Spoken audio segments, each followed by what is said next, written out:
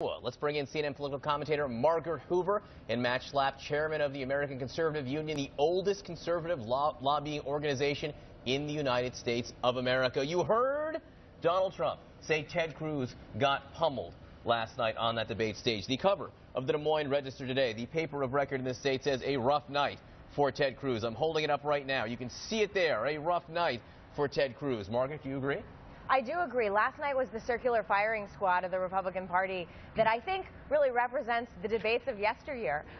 That debate would have been a great debate in 2012, would have been a great debate eight months ago, but it almost is irrelevant in the era of Trump, because the fact is they're going after each other, and Donald Trump is still leading in the polls. He was the winner in absentia of that debate last night. Not going ended up allowing everybody else to focus on the guy who's trailing him, and now trailing him even more than before last night's debate. And Matt, you know, Ted Cruz tried to make fun of that fact at the debate last night. He had a few jokes that were clearly pre-scripted, but one of them was about the fact that he was taking a lot of incoming fire from all directions, including the moderators. Let's play that.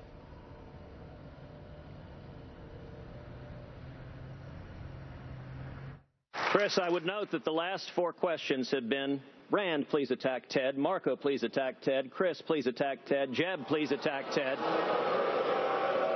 Let me just say this. It is a debate, sir. Well, no, a debate actually is a policy issue, but I will say this. Gosh, if you guys ask one more mean question, I may have to leave the stage. All right, well, obviously he didn't leave the stage, but that joke did not go over too well. Is this a case, Matt, of be careful what you wish for? Ted Cruz has been wishing for a race without Donald Trump. Now he's got it. At least last night he did. Yeah, that's exactly right. It was almost like, I know Ted, I know he's a really smart guy, and several of the candidates like Ted thought, I've really got to take advantage of this moment. It was overly scripted. There wasn't any kind of ease or spontaneity to it. The jokes were bad. I think Ted's best performance was on the very first question. It was funny, and it worked. But beyond that, I really do think he had a rough night. I seldom agree with papers, but I agree with that headline. I think he had a rough night. He didn't take advantage of that moment he had, and Trump is dominating the whole conversation, as frustrating as it is for those other candidates. In the absence of Donald Trump, there was a remarkable long exchange between many of the candidates on the issue of immigration. There was a whole Jeb Bush and Marco Rubio back and forth. And then, of course, there was the Ted Cruz, Marco Rubio back and forth. I want to play first what Ted Cruz said about Marco Rubio. You know, John Adams famously said, facts are stubborn things. The facts are very, very simple. When that battle was waged, my friend Senator Rubio chose to stand with Barack Obama and Harry Reid and Chuck Schumer and support amnesty. All right, Marco Rubio, though, ready for that line of attack, and he went right after Ted Cruz on the issue of character. Let's listen to that. This is the lie that Ted's campaign is built on, and Rand touched upon it. That he's the most conservative guy and everyone else is a rhino. The truth is, Ted, throughout this campaign, you've been willing to say or do anything in order to get votes.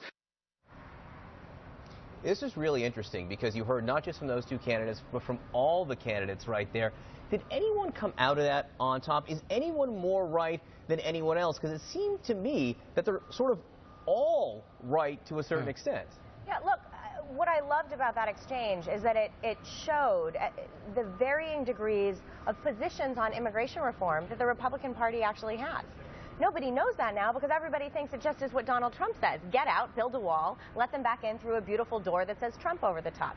But Marco did very well, I think, in his response.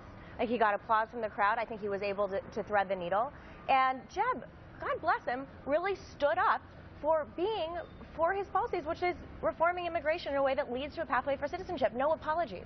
That is the kind of refreshing honesty that I wish we had had 4 years ago and 2 years ago. It may have prevented us from being in the place we are now, where none of that matters now. But Ted Cruz, Matt, is right what he says about Marco Rubio. Marco Rubio stood up with Chuck Schumer and the Gang of Eight to try to get a bill passed. Is any discussion about this, even if Marco Rubio fights back somewhat effectively, is any discussion about this for Ted Cruz a winner? I think Ted Cruz comes out of this conversation about immigration with the most clear position, which is he didn't support that bill in the Senate, the Gang of Eight bill, and he's not going to support any bill unless we fix our borders first. And that's where he is very clearly. Yes, they had the clips that they were able to run. I think what happened in that exchange is Jeb Bush made Marco bleed on this topic. Marco was clearly stunned that Jeb hit him so hard, and I think it's very hard for Marco to both explain what he did literally just months ago and what he is saying now. And I think it is particularly strong for Jeb to be able to say, Marco, I supported your bill because you called me and asked me to support it, and I'm still supporting it, and now you're not. That was a real moment for Jeb Bush. Now, I don't think it's going to help him with base conservative voters. I'm not saying this is going to change the race, but it was a moment where Jeb Bush, I think, really shined. And it would have been a moment 4 years ago or 2 years right. ago. Things like have changed. In a past reality. Look, it might have been a moment 8 months ago if Jeb Bush had run a different campaign, but it's not. I started the show by asking, what now? So what now? So we had that debate last night. No other big events before the caucuses here. Are there any intervening moments that can change the outcome between now and Monday night, or do you think this is pretty much set in stone, Matt? I think there's a 50% chance that Trump not only wins in Iowa, but he really runs the table. I think that's just the honest answer. That's the way this looks. The only way that changes, it's not going to be because Trump does something, because he's already done things that we thought maybe would hobble him. It's going to be him losing here in some kind of surprise comeback from Ted Cruz or someone else. And then the race could be open. But if he wins in Iowa, we should all be candid that he could run the table. Hey, Margaret, I don't want to put you in a box here, but you are somewhat establishment-y, more establishment-y, and you were just nodding yes. Wait a minute, I need to scooch over. You were just nodding yes.